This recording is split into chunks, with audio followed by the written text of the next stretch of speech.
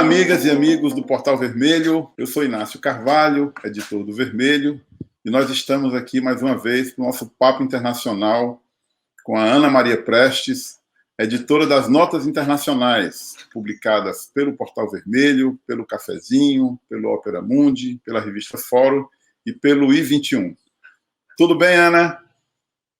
Oi, Inácio. Oi, todo mundo aí da equipe do Portal Vermelho, todo mundo que nos acompanha, tudo ótimo. Vamos aqui atualizar mais essa semana de muita notícia, né, na América Latina, pelo mundo. É isso aí. Nosso assunto principal hoje é Cuba, né? As manifestações, as reações do governo e o que é que está por trás disso tudo que está acontecendo em Cuba e ali pelo Caribe, que a coisa ali está muito movimentada. Então é isso aí. Vamos lá. Ana, o que está acontecendo em Cuba? Manifestações de rua. A última vez que houve esse tipo de manifestação, com maior expressão, já vai aí mais de 30 anos, foi em 1994, né? Que, aliás, resultou, inclusive, na saída de muitos cubanos, os balseiros, né? O que está acontecendo em Cuba, afinal de contas, Ana? Bom, Inácio, Cuba sempre mobiliza muitas paixões, né? A gente percebe isso sempre que sai notícias assim sobre Cuba. A gente até se espanta porque a gente que está acostumada a acompanhar a América Latina, para nós é do nosso dia a dia falar de Cuba, né? E todo dia, se deixar, tem notícias e notícias boas.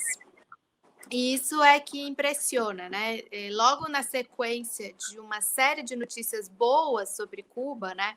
A vitória na ONU, mais uma vez, mais de 180 países contra o bloqueio, somente Estados Unidos e Israel isolados na posição de sustentar o bloqueio. Não é qualquer aprovação, é uma aprovação massiva. São 184 países favoráveis ao fim do bloqueio, né? Também as notícias das vacinas, lembra que a gente comentou aqui no programa, né? A Abdala, a Soberana, com comprovação de eficácia altíssima, primeira vacina completamente latino-americana, nacional, né, de um país aqui, com uma eficácia tão alta, né? E aí, na sequência desses fatos, surgem essas notícias no último domingo, que foi dia 11, se não me engano, 11 de julho, de alguns protestos lá em Cuba, em algumas cidades. Mas olha só como são as coisas, né? Se as notícias tivessem sido fiéis ao que aconteceu,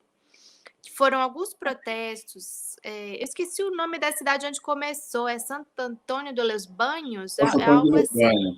Santo Antônio de los Baños. Que é uma região que está sofrendo com apagões elétricos, que está tendo um problema de abastecimento de energia forte.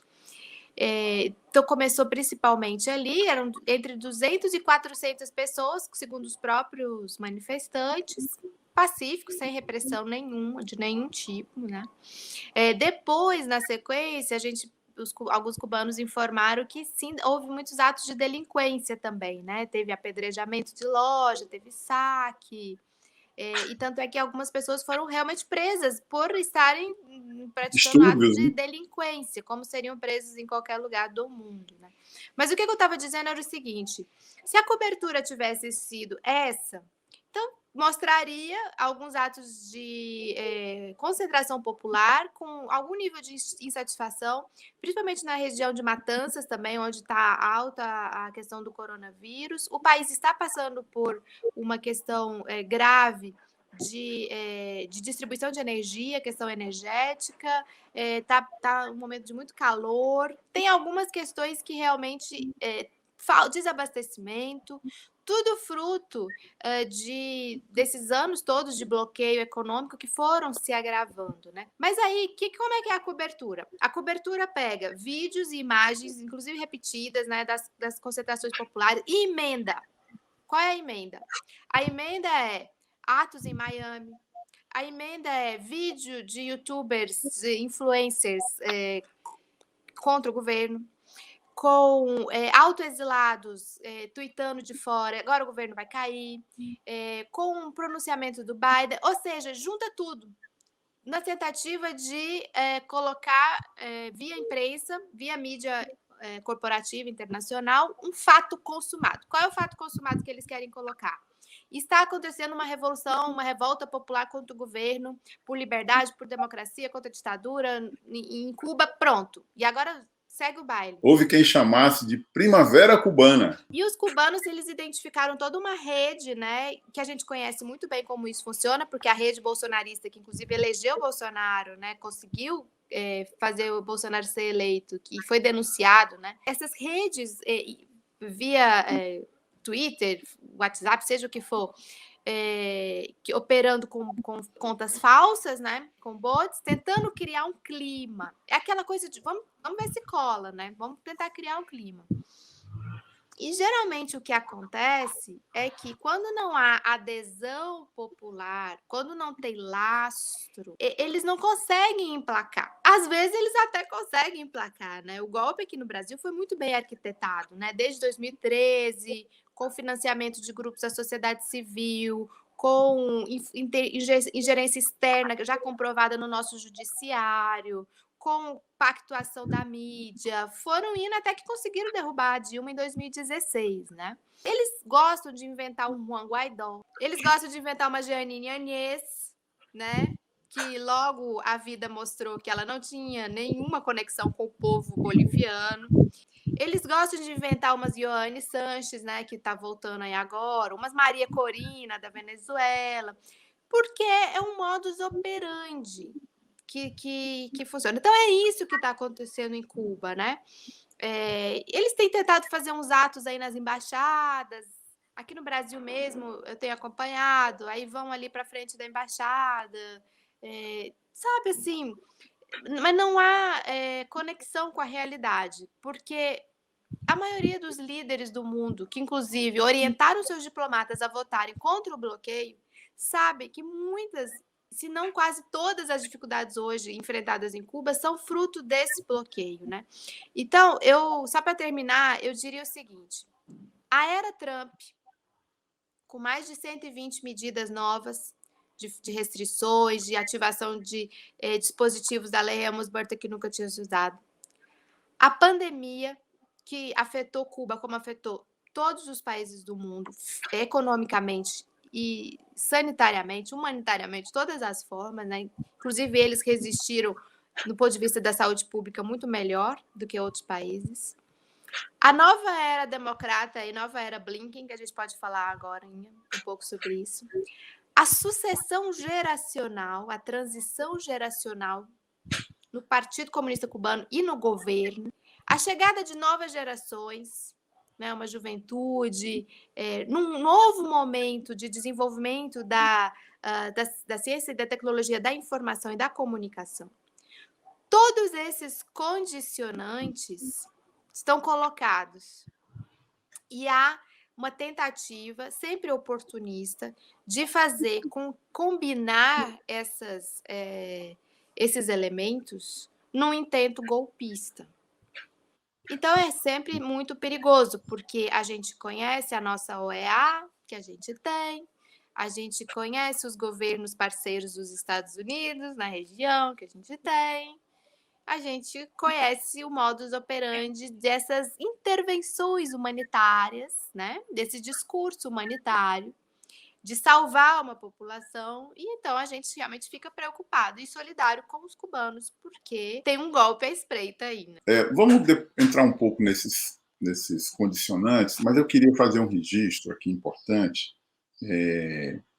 sobre essa questão da Covid. Né? Quer dizer, na verdade, é muito curioso, né, que se coloque, aqui no Brasil, inclusive, em vários países, né, a gravidade da situação da Covid e se esqueça de que Cuba também é um país que está sujeito, como todos os países do mundo, a passar por isso. Eu comparei Cuba com a Suécia, que tem populações parecidas. Claro que são condições inteiramente diferentes, mas são exatamente essas condições que chamam a atenção. Veja bem, a Suécia, né, que tem 10 milhões, cerca de 10 milhões de habitantes, teve 1.092.000 casos, né? E teve 14.600 óbitos, né? Cuba que tem até mais habitantes do que a Suécia, né? Tem cerca de 11 milhões de habitantes, teve 244 mil, aliás, o dado de Cuba é até mais recente, eu tenho o dado de hoje, da John Hopkins, que é 256.607 pessoas infectadas, né? E tem 1.659 óbitos, né? Só para ter uma comparação, o dado anterior que eu tinha, de 2, 3 dias, era 1.579 óbitos. Hoje é 1.659 óbitos. Ora, gente, nós estamos acostumados aqui no Brasil, né, a ter, por dia, 1.500 óbitos. Então, vamos com calma com relação a Cuba, né? Vamos com calma, peraí, gente. É isso que você diz, a verdade não pode ser assim, né, vilipendiada. Mas obviamente, é uma questão que os cubanos podem estar analisando. Eu recordo que o presidente Dias-Canel deu uma entrevista na segunda-feira, né, nós até publicamos no Portal Vermelho, em que ele chamava atenção para as dificuldades, né? E eu até imagino, por exemplo, que Cuba, que tem uma medicina preventiva, né, muito forte, muito intensa e tal, talvez não tenha a mesma estrutura para um atendimento, né, tão volumoso de pessoas, né, em termos do que se chama de atendimento terciário. Grandes hospitais, com grandes sistemas. Dizem que a questão da energia é muito por isso também. Porque exatamente. Eles estão tendo que focar nos hospitais e aí está desabastecendo outras regiões. Né? Eu me lembro que o Dias-Canel chamava a atenção, inclusive, que eles estão tomando... Veja bem, Cuba sendo criativa, eles estão adotando internações domésticas, procurando inovar, né, no sentido justamente de desafogar e concentrar nos hospitais os atendimentos mais graves, né? Mas eu queria pedir um pouco a você também uma questão, Ana, que é essa questão do bloqueio, né? Porque muito se fala, a gente já comentou aqui, o bloqueio e tal, não sei o quê. O bloqueio, é bom lembrar, né? Os Estados Unidos têm feito ao longo da existência deles. Sempre que alguma nação não a agrada, fazem um bloqueio, né? É bom lembrar aqui para os nossos internautas, né, o caso do Irã e do Iraque. No começo dos anos 80, Exato. Quem foi bloqueado foi o Irã. Venezuela também, né? Pois é, não, mas eu estou lembrando porque a guerra Irã-Iraque foi fomentada, né? Os Estados Unidos armaram o Saddam Hussein para enfrentar o Irã, né, que tinha recentemente realizado a Revolução Islâmica. E depois bloquearam o Iraque. Não há, que eu me recorde, na história da humanidade, né, nenhum país que ficou 62 anos bloqueado. 60 anos. É, né? Cruel demais, sabe? Eu queria que você comentasse um pouco o que são esses impactos, né? O que representa o bloqueio para Cuba. Então, Inácio, eu estava falando justamente sobre isso aí outro dia em outro debate. Vamos observar os países que os Estados Unidos querem fragilizar, como eles agem, né? Então, Venezuela, o Irã, Cuba, é como assim? É como você tem um organismo, esse organismo precisa ser alimentado, né? Então, uma forma de matar um organismo é você cortar as fontes de alimentação, digamos assim. E a gente sabe que a energia é vital, né? Então, essa parte elétrica, petrolífera, né? Se você consegue estabelecer bloqueios, você quebra um país. Olha o que o Irã está passando, olha o que a Venezuela está passando. Não por incapacidade interna, mas é porque nós vivemos num mundo em que os países dependem uns dos outros também nessa interação, né, no comércio internacional e tudo mais. Cuba é um país que precisa muito do turismo, por exemplo, né, para arrecadar, né, comercialmente e tudo. Então, nós tivemos 2 efeitos que foram brutais para Cuba no último período. A era Trump, que eu falei, e a pandemia. Porque tanto a era Trump como a pandemia atacaram o coração do turismo, né? E deixaram de ter dividendos muito altos por conta disso, né? Estava vendo um dado, parece que o PIB, a queda do PIB em Cuba 2020 foi, sei lá, 11% ou mais. um momento muito parecido com aquele do período especial que a gente falava dos anos 90, né? Cuba viveu um momento muito difícil. Por exemplo, agora a gente tem dados com relação à pandemia de que não consegue comprar insumos básicos. O próprio embaixador da China no Brasil chegou a dizer que estava com dificuldade, teve uma época na pandemia, de entregar respiradores pelo bloqueio comercial. Então, às vezes, as pessoas subestimam o bloqueio. Mas o bloqueio, ele é muito importante porque o mundo está muito globalizado, né? Como funciona o bloqueio? O bloqueio é como um carimbo, é uma marca em cima de uma empresa. Se uma empresa faz uma entrega ou faz um comércio com Cuba, ela fica marcada. E aí ela pode perder, inclusive, a sua própria existência, porque ela não consegue comercializar com ninguém mais. Então, os efeitos são muito grandes, de desabastecimento, às vezes de itens básicos, né? Insumos básicos, que você vai ficando muito de mãos atadas, assim, totalmente. Já é uma ilha, né? Fica totalmente mais ainda ilhada.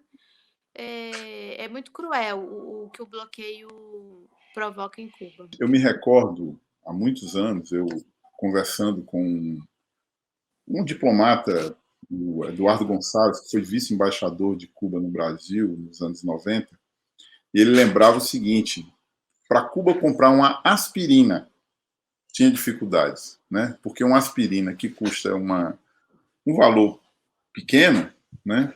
Para ele saía 2, 3 vezes mais. Né? Então, assim, você comprar medicamentos, né? E que você tem que fornecer para a população inteira, porque são medicamentos básicos, né?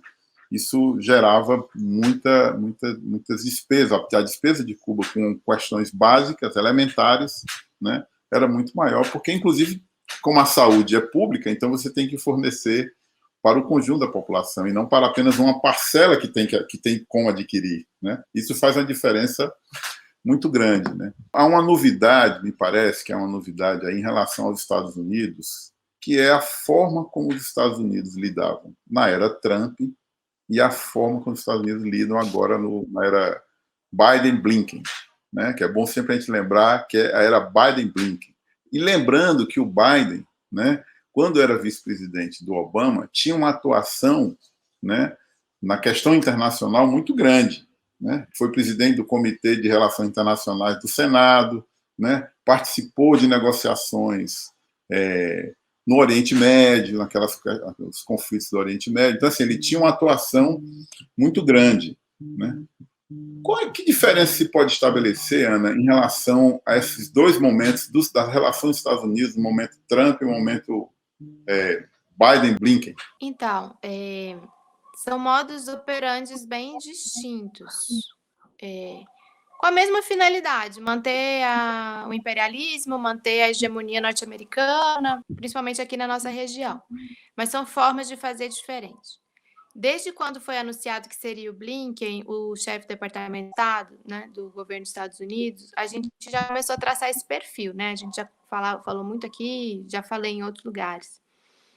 É aquele típico americano que acha que os Estados Unidos têm que salvar o mundo, né? Salvar. Vamos lembrar o que o Clinton, né? Que o Blinken já trabalhava com o Clinton, fez em Kosovo. Vamos lembrar o próprio Haiti, né? Como eles conduziram a situação do Haiti, o apoio de Biden à invasão do Iraque em 2003, a forma como ele foi conduzido. Então, por exemplo, na Líbia, eles achavam que eles usavam o argumento de que tinham que salvar a população líbia do Gaddafi, não sei o quê, mas a gente sabe o que estava por trás ali, né?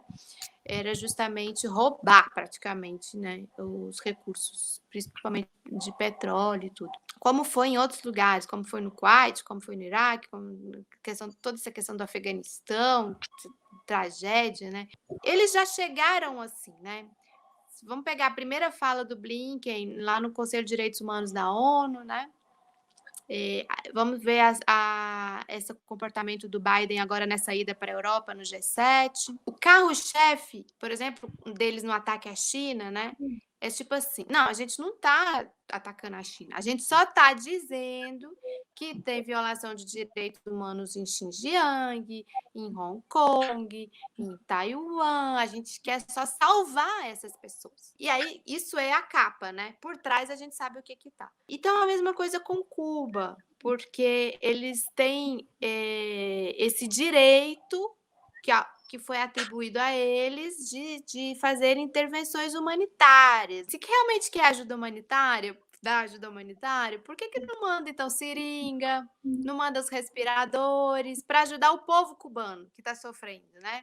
Não cria uma solução energética, né? Não tira o bloqueio. Então, é uma falácia, né? Então, é um modus operandi mesmo, que começa, a gente falava aqui antes de começar o programa, a dar sintomas, né, na América Latina, e a gente fica, olha aqui, foi associando esses sintomas, né? Aí vem um aqui da CIA conversar com o governo brasileiro, né?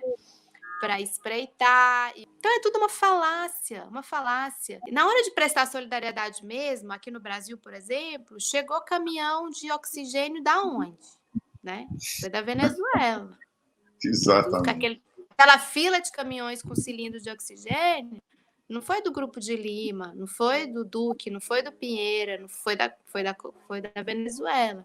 Esse modus operandi dos democratas começa a dar sintomas, né, em toda a América Latina. E a gente vamos ficar de olho, Nicarágua, vamos ficar de olho, Colômbia, no desfecho dessa crise. Vamos ficar de olho no Haiti, no que está acontecendo no Haiti. E vamos ficar de olho no que está sendo feito com Cuba. E nesse sentido, sabe quem foi, eu acho que deu o melhor recado para os democratas? Foi o López Obrador. E o López Obrador, ele não costuma sair muito para ficar falando de coisa internacional. Ele não tem o perfil de... Até o Alberto Fernandes tem mais, o Lúcio Arce até tem mais também, mas o López Obrador, ele é bem para dentro. Ele coloca o chanceler dele, que é o Marcelo Ebrard, para fazer tudo internacional. E ele falou exatamente para os democratas, López Obrador. Porque ele falou as palavras, sabe? Ele falou, ajuda humanitária, né? Então vamos tirar o bloqueio. Ele foi muito boa a fala do López Obrador. E ele está estrategicamente ali, né, geograficamente, justamente na região, né, dos Estados Unidos, ali, perto da Flórida e Cuba. Ele está ali, né? Está posicionado geograficamente ali, então a fala dele é importante. Exatamente. A posição do México ali e ter o López Obrador como presidente do México nesse momento é muito importante, porque o México acaba sendo ali o portal, né, por onde os problemas da América do Caribe, principalmente da América Central e Caribe, passam. Os problemas, entre aspas, né, são milhões de famintos, de desempregados, de gente que tenta se salvar entrando nos Estados Unidos ilegalmente, né? Isso os Estados Unidos não olham para o problema que acontece em El Salvador, em Honduras, na Guatemala, no Haiti, em todos os países ali, né? Preferem colocar a fronteira, erguer muro. É bom a gente lembrar que o muro do Trump era a continuação de um muro que já existe. Então é isso, nós vamos ficar de olho nesse caso de Cuba, né? Mas a gente presta aqui inteira solidariedade, o Vermelho, inclusive, tem um editorial prestando solidariedade, a gente, né, recebeu um retorno, inclusive, da diplomacia cubana no Brasil, agradecendo essa manifestação nossa, e nós vamos ficar de olho, porque isso é um assunto muito grave, é como bem diz a Ana, reflete, não é, Cuba é um dos casos para a gente ficar de olho nessa forma que os Estados Unidos atuam. Aninha, eu queria fazer dois pontos sobre outros temas que é importante você destacar. Você citou aí o Haiti. O que você tem de novidade, assim, num flash, né? O que tem de novidades em relação ao Haiti que você possa falar? E também sobre o Peru, porque a gente ficou na semana passada de fazer um comentário que a gente acabou não tendo muito tempo para fazer, né? E o que tem de novidade no Peru para a gente fechar essa nossa conversa. Olha, Inácio, sobre o Haiti, inclusive o meu vídeo da TV Grabois na próxima semana é sobre o Haiti. Ainda está muito nebuloso, sabe? Saber exatamente o que aconteceu. Mas já começam a sair algumas notícias aí de que teria sido tramado lá na República Dominicana. Esse envolvimento dos colombianos ainda não está muito claro, né? Todos os 26 participantes, né, lá, que foram pegos da Colômbia, eles eram ex-militares, né, colombianos, e de comprovados treinamentos de altíssimo nível, né, de treinamento. Ainda não está muito claro a participação dos Estados Unidos por trás disso. A gente tem que ficar observando mesmo o Haiti, porque tá parecendo que não querem realmente deixar a verdade sair à tona, né? Essa semana eu vi até o pessoal da Interpol pressionando as autoridades colombianas, até num tom meio irônico, assim, olha, Colômbia é conhecida por sua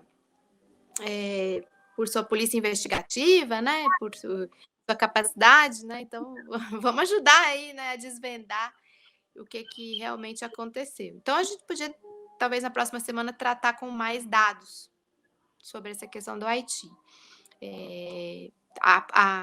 Parece que o aparato de segurança do Moise Obrador, né, Jovenel Moise, estou misturando aqui tudo. Jovenel Moise não quis depor. Tem uma série de questões a serem... Tem sombras na história, né? Muitas sombras. Ele tinha indicado um novo primeiro-ministro 2 dias antes, né, de falecer, que era o Ariel Henry, mas quem já estava de primeiro-ministro era esse Claude Joseph, que está agora, que era o chanceler.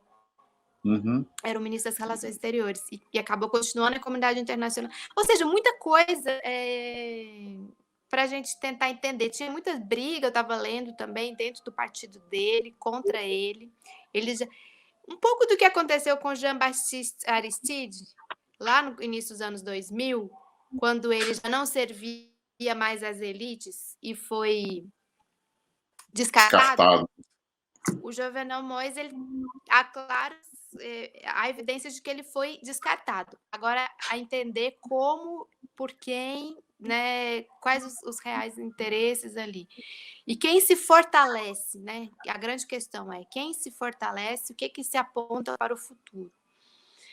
E sobre Peru, continua a velha briga, luta lá dos fujimoristas para tentar melar tudo, né, o processo, para tentar interditar essa posse no dia 28 de julho.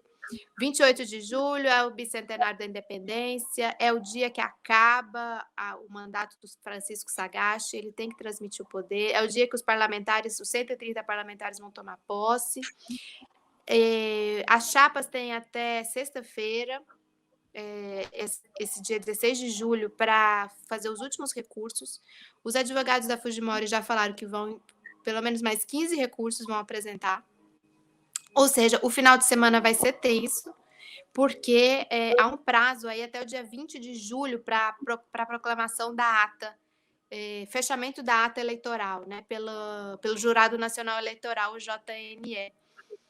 Então, vai ser um final de semana de muita atenção sobre o que vai acontecer no Peru, porque se até o dia 20 de julho eles não declararem Castilho presidente, fica um grande ponto de interrogação em cima desse dia 28 de julho, que como é que vai ser, né? Agora, só um detalhe, a Fujimori não está tendo muito apoio, mesmo externo. A OEA lavou as mãos, os americanos não estão vendo eles agindo por ela. Então, tomara que a vontade do povo seja respeitada e Castilho seja empossado. Exatamente. É isso aí. Tanto esse assunto sobre o Haiti, né? Na próxima terça-feira, nesta terça-feira, no portal Grabois, a youtuber Ana Maria Prestes vai ter esse vídeo, né, sobre o Haiti, que nós publicaremos na coluna dela no Portal Vermelho, né, e sobre essa questão do Peru nós vamos acompanhar e noticiar no Portal Vermelho. A gente chega, então, ao final dessa conversa nossa, muito boa, muito interessante, muito esclarecedora, muito didática, né? E, Ana, eu acho que a ocasião aqui é da gente, naquela nossa de homenagear alguém, homenageia-se o povo cubano que continua resistindo, né, ao bloqueio firme, né? Claro, a maioria do povo cubano está com o governo, né? Aliás, o Dias-Canel comenta, inclusive, isso, né? Que até as pessoas podem estar confusas com essa situação toda, com as dificuldades, né? E, inclusive envolvidas ali, né? naquele processo. Então, a gente dedica essa nossa conversa também ao povo cubano, né? E à experiência cubana. E ao presidente Díaz-Canel, que tem um desafio imenso, gente. Porque em Cuba teve sempre aquela coisa dos Castro, dos irmãos Castro, da nova geração que vem chegando, né? Então é muito desafiador mesmo, e a gente torce para que eles superem, né, muito bem esse processo. A gente convida, então, os internautas... É isso. A gente convida, então... Não, só uma coisinha sobre o Díaz-Canel. Naquele processo de manipulação, né, que eu falei que eles jogam tudo no mesmo saco, né?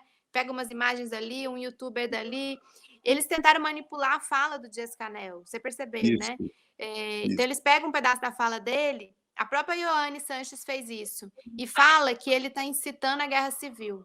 Olha, o Díaz-Canel chamando as pessoas para a rua para iniciar uma guerra civil. Na verdade, ele estava fazendo algo que os cubanos fazem desde a Revolução, que é chamar o povo a defender a Revolução, que é uma coisa muito legítima, né? E as pessoas vão, né, para as ruas. Então, não colou também essa tentativa de manipulação deles. Exatamente. Vamos, então, acompanhar isso. A gente encerra, então, esse nosso papo de hoje. Convida os internautas a compartilharem, a tocarem aí no sininho, né? A curtirem a nossa página, a tocarem aí no sininho de alerta para que sempre que tiver um vídeo novo, né, vocês serem alertados e divulgarem esse nosso papo. Um grande abraço, felicidades e um bom final de semana para todos. Ana, bom final de semana. E um beijo. Beijo para as meninas.